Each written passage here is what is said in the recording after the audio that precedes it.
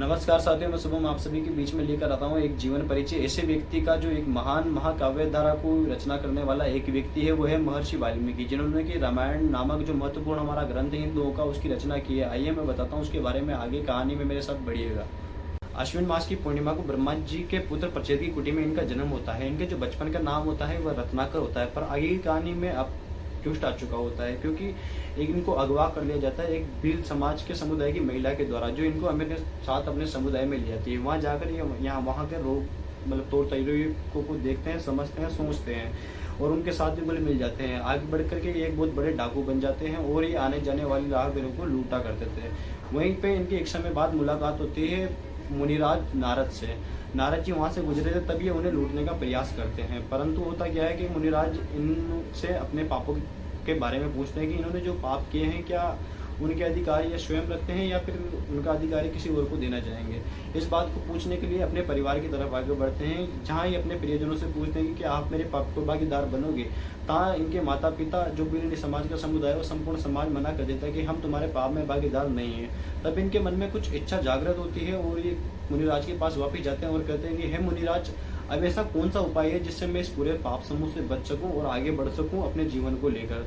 तब मुनिराज इन्हें भगवान श्री रामचंद्र की सेवा बताते हैं और ये कुछ वर्षों के लिए विलीन हो जाते हैं और ये नए आश्रम मुनिराज को तपस्या करते करते हजारों साल बीत जाते हैं और मुनिराज आगे जाकर के ऐसी रचना करते हैं रामायण नामक महाग्रंथ की। ये रामायण नामक महाग्रंथ की रचना करते हैं जिसमें भगवान राम के समस्त क्रियाशीलता, जो भगवान राम के आचरण हैं, उनके अच्छे अच्छे आचरण, उनकी बुरी बातें, सब कुछ इसके अंतर्गत लिखते हैं। हालांकि मैं इस कहानी को आपको समझाने का पूर्ण रूप से प्रयास करूंगा। शायद मैं इस कहानी में आगे बढ़ूं या ना बढ़ूं, आपका वो विश्वास रहेगा मेरे ऊपर। बाकी मैं इस कहानी को आगे बढ़ा। इस संपूर्ण रामायण को हमें 6 भागों में बांट दिया जाता है। पहला आता है बालकांड। बालकांड के अंतर्गत हम समझते हैं कि हमें भगवान की बाल लीलाओं का वर्णन किया जाता है, इनके विवाह का वर्णन किया जाता है और भगवान के राम के नामकरण का वर्णन इसके अंदर किया जाता है।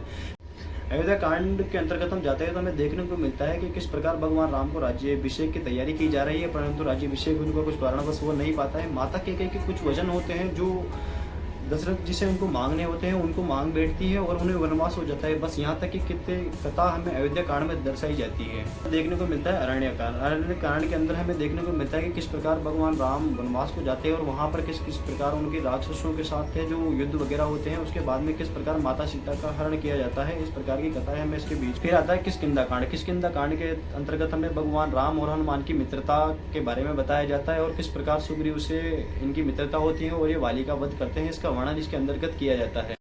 फिर हम आगे बढ़ते हैं सुंदरकांड की तरफ, जहाँ पर हमें माता सीता की खोज के बारे में इसमें बताया जाता है और किस प्रकार हनुमान जी जो लंका का दहन करते हैं, इसका वर्णन हमें सुंदरकांड के अंदर देखने को मिलता है। लंका कांड, इसके अंतर्गत हमें लंका में हुए अनन्य युद्ध की जानकारी दी जाती है और किस प्रकार भगवान राम रावण का वध करते हैं उसकी भी जो जानकारी दी जाती है। यहाँ पर ही जो महर्षि वाल्मीकि है वो इस कहानी को खत्म कर देते हैं।